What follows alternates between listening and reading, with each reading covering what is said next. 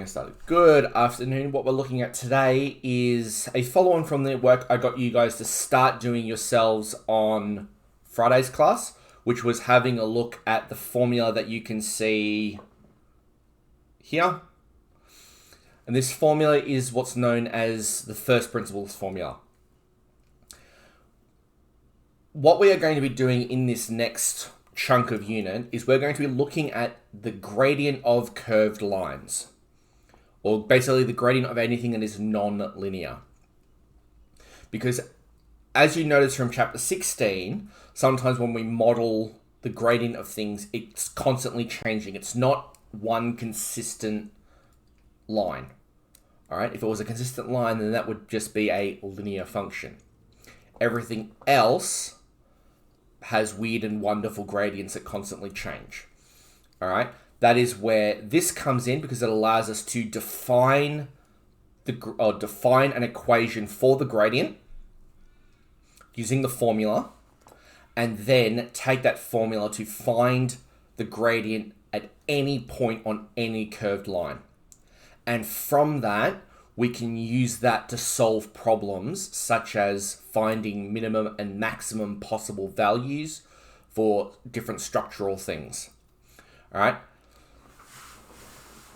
So, for a function f of x, its derivative, its gradient equation, can be defined as f little line x. It's also called f dash x. All right, I will refer to it as f dash x. If I'm saying f dash x, I'm saying the derivative of f of x. All right, so for every f of x, there is an f dash x. You can also have things called double derivatives, which is f dash dash x. All right, and the first principles formula using function notation is written here. All right, f dash x equals the limit as h approaches 0, f of x plus h minus f of x divided by h. And what that h is that h is the gap between 2 points that you're measuring. Think of it like when you're doing the gradient of a straight line, that's y2 minus y1 over x2 minus x1. All right. The difference is that the gap between the values is so small, it might as well be 0. All right. So previously you might have been doing, well, the gap between two different points might be like 1 or 2 or half. Well, now we're going to say it is 0. All right, and you might be thinking, well, hang on, I have a divide by h here. Doesn't that mean I'm going to break math? No, and we're about to find out. We're about to show you why. So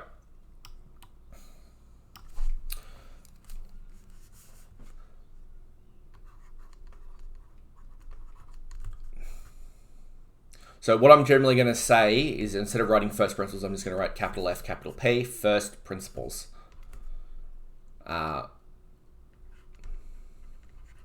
Find f dash x if f of x equals, let's do something nice and simple, x squared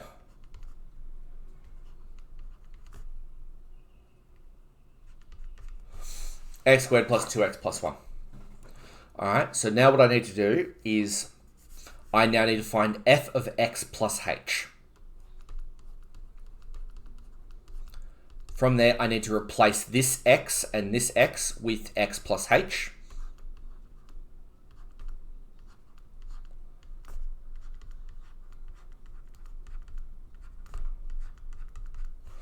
Once I expand that, I should get x squared plus 2xh plus h squared plus 2x plus 2h plus 1. Now I'm going to go back to my formula from above. f of x plus h minus f of x minus h. And I'm going to subtract my original function from the one I've got here. So I'm going to subtract,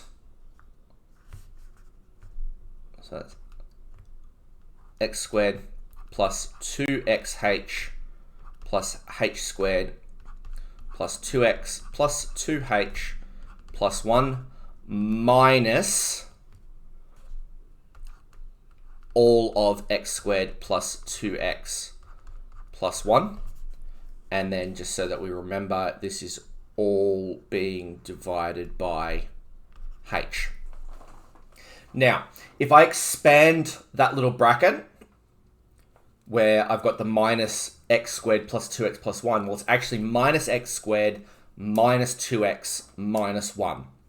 So what I can then do is go, well, okay, well, if I've got minus x squared, then that and that go away.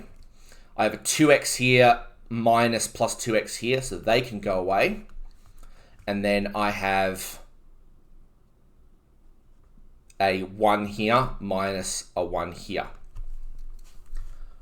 From that, and now that I've cancelled everything down, I have 2xh plus h squared plus 2h, all divided by h. What's the common factor on the top row that I can get rid of?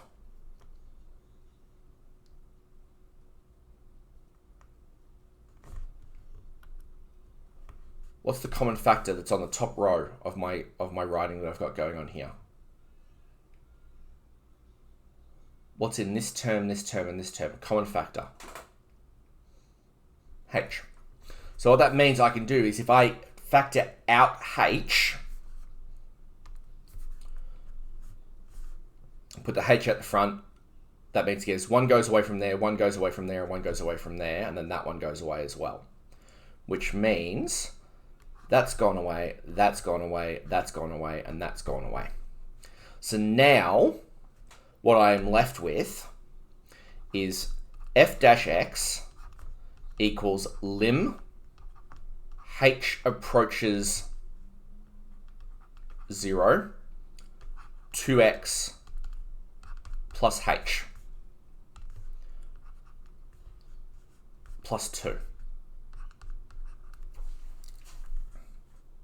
So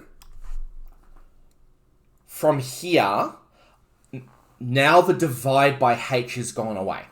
Now that the divide by h has gone away, I can now say, let's just say h is 0. Let's just say that the gap between the 2 points is so infinitesimally small, it doesn't exist. What I can then do is h equals 0, put that in, and I end up with a final answer of f dash x equals h is 0, so it's just 2x plus 2.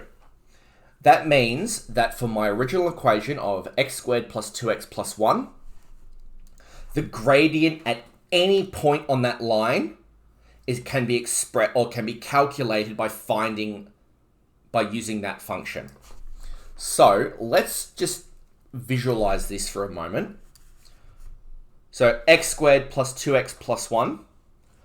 Does anyone know what that graph looks like?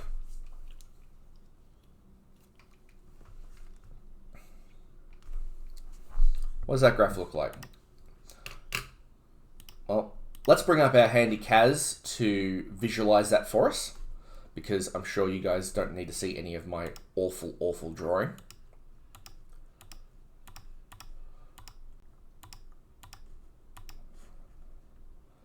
So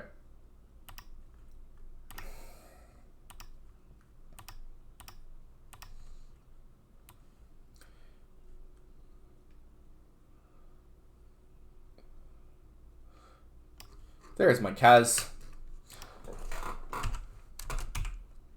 X squared plus 2x plus 1. Graph looks like that. So that's x plus 1 squared. Now, what it's telling me, simply looking at what I've got here, at this point here,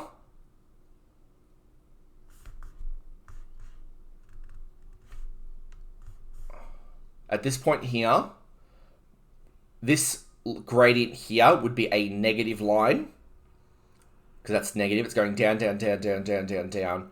It reaches 0 at a particular point, and then becomes positive. When is the gradient equal to 0 on this parabola? When is the gradient equal to 0 on this parabola?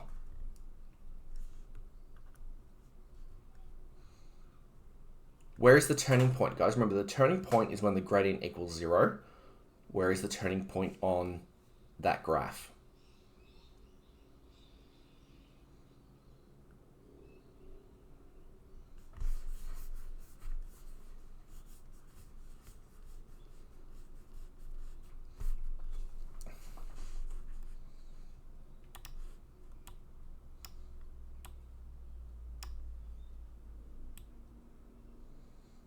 All right. So what you'll notice is that it zeroes out at, at -1, 0. Thank you. So it zeroes out here, and then it turns around and goes the other way. That's why it's called a turning point. All right. It's negative, negative, negative, negative, negative, 0, positive, positive, positive, positive, positive. So let's put in my equation that I just came up with through first principles.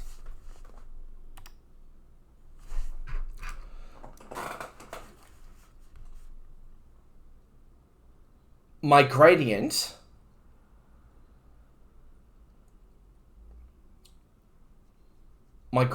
is negative, if this is my original equation, this is my derivative, and I think about the simple positive or negative of my gradient, what I'm going to do is I'm going to have a line that is very negative, very steep, and then I'm going to get closer and closer to 0, where the gradient will be 0, and then I'm going to stay positive. So it's negative down here and positive up here, and where it crosses that line is here. Where it crosses from a negative gradient to a positive gradient happens to be where my equation line crosses the x-intercept and goes from y negative values to positive negative values. So that is what we can do, and we can also, for example, let's use our new knowledge here. F dash x, 2x plus 2. Well, if we put in -1, 0, like someone suggested, well, minus f dash minus 1 is actually going to be equal to 0. Because 2 times -1 is -2. -2 plus 2 is 0.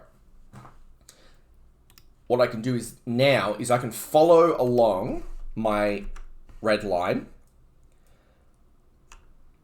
And I know that when x equals -3, up here, the gradient is going to be -4. And I know that when x equals -2, the gradient is only going to be equal to -2, which makes sense. The gradient is getting less and less extreme. Right up until the point it becomes 0, and then it starts going up again. So the gradient at x equals 0 should be 2, and it is, because that's what our equation tells us. And then it will just keep staying positive. All right, so we can use first principles to differentiate anything. All right, that is one of the wonders of it. Now, it does take practice, because you have to do this whole f of x plus h thing, and that requires expanding, factorizing, smushing things together. So it can get a little bit tricky. So I'm going to do one more example, then I'm going to set you off on your own. So, and I want you to try and follow along with me on paper yourselves and see if you can predict what my next step is going to be. We're going to find f dash x if f of x equals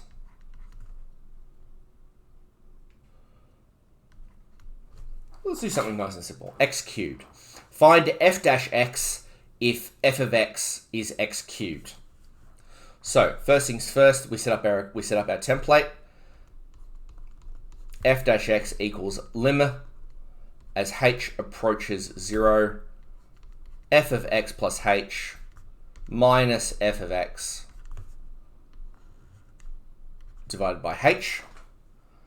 And this is one of the beautiful things that your CAS can't do. Your CAS can't differentiate via first principles. All right, it gets a little stuck on the limits thing. So first things first, let's figure out what f of x plus h is. So that is going to be x plus h cubed. All right. So that is going to come out to be x cubed plus 3x squared h plus 3x h squared plus h cubed. I think. Should be.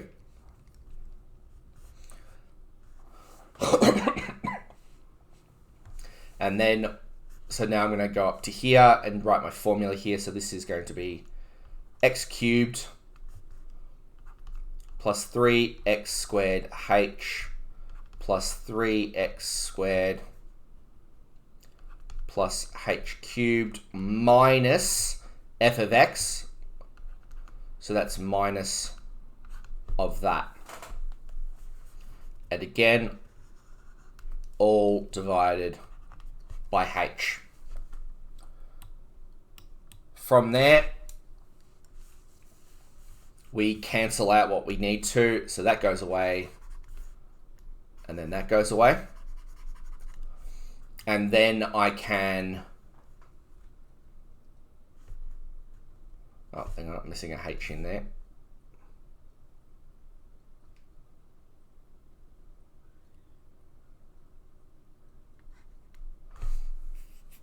Yep, f of x h squared. I can now take out a h from all of that. So that's h bracket 3x squared plus 3xh plus h squared, all divided by h. Cancel, cancel. And now I'm left with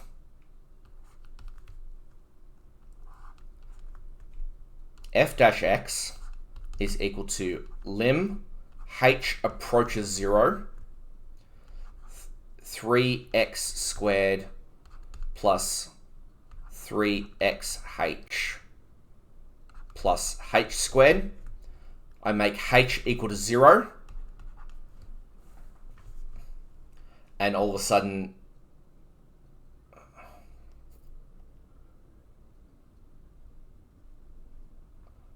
things start disappearing. That goes away because h can't be 0, and I'm left with my final derivative equation of f dash x equals 3x squared, which does make sense. All right, I know for a fact that is right, and the next thing I teach you will be, how do I know it's right if I haven't done first principles? Because, as I'm sure some of you may already be aware, there is a shorter way of doing it, but before you can appreciate the shortcut, you need to learn this first. All right? So I'm going to put this video, and I'm going to put a screenshot of the notes up on Compass as well. The videos have been a pain to upload lately, so just because YouTube being like, oh, no, this is corrupt. I'm like, no, it's not corrupt. I recorded it. All right, so they are coming up. Don't stress. They will get up when they get up. So I will stop recording.